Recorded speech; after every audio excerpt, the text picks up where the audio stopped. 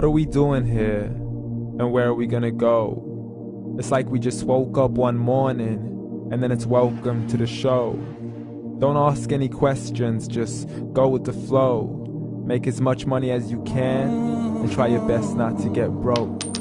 Copy everything you see on the TV, from the hairstyles to the clothes, and don't think too often, just do exactly as you're told. And if you ever get confused, then just turn towards the alcohol.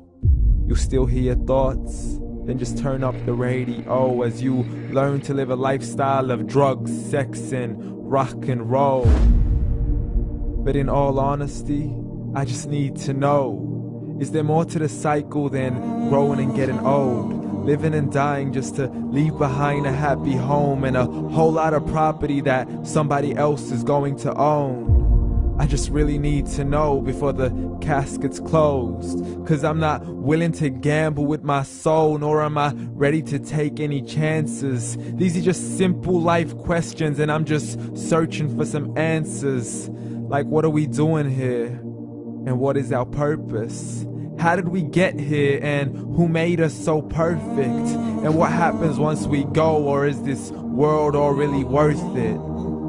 Questions we don't answer because apparently we don't really have to. There's no purpose to this life and our existence is merely natural. Then in that case, please let me ask you, did you create yourself, or was it somebody else who had fashioned you? 'Cause you're a being that's impeccable, faultless and unparalleled. You're a product of supreme intelligence and I'm merely being rational. For there isn't a camera on this earth that can come close to the human eye, nor a computer that can compete alongside the human mind. And if the whole world was to come together, we wouldn't be able to create a single fly. So many signs, yet we still deny. As science tries to justify that all this could come from none, when it's a simple sum. 0 plus 0 plus 0 cannot possibly ever give you 1.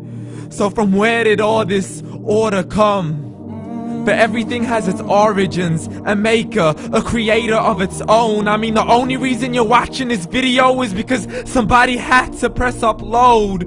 So we can believe in the Big Bang, but I'd rather believe in He who caused it to explode. Allah, the creator of everything along with every single soul. The ever-living, the master, the only one who is in control. Unlike his creation, beyond our imagination. And no, he's not a man, nor does he have any partners in association. He's on his own. And no, he did not ever leave us alone. Just like every manufacturer, he left us with an instruction manual. The Quran and Islam, and I'm sorry to jump to conclusions, but it's the only one possible. The only definition of God is the one and only supreme being. It's logical, a book with 0 contradictions, with miracles that are both scientific and historical, all revealed over 1400 years ago. Like the detailed description of the human embryo. The descriptions of the human embryo in the Quran cannot be based on scientific knowledge in the 7th century. To the mountains as pegs holding firm the earth below, and the 2 seas that don't mix in a complete separate flow. To the planets in orbit, alternating night and day as they stay in flow. The expansion of the universe and the creation of everything from H2O. To the stories of the past and the preservation of Pharaoh. To identifying the lowest point in the land where Persia defeated Rome. The gushing fluid that created man in the glands between the ribs and the backbone. And not a word has changed, it's still the same. So please explain how all this was known over 1400 years ago. To a man who couldn't read or write, as he would recite whatever the angels spoke. And if you still don't believe, please try to come up with something that's even close. But you can't, so we took God as a mockery and his messengers as a joke. Muhammad could not read or write.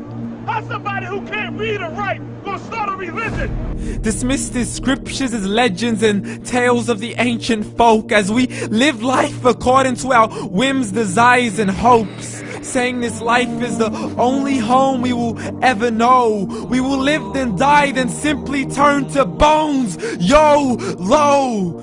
Correction, after the grass dies, the rain arrives and it regrows, and Allah promises to do the same thing to your very soul and bring you back from your very fingertips to your toes, as the all-seeing supreme being watches us so close, and we are surely being tested in our wealth, our health, and our self, and everything that we've been blessed with. So believe, for we will surely be resurrected and be brought back to our Lord and account for every single deed, as He hands us our books and orders us to read.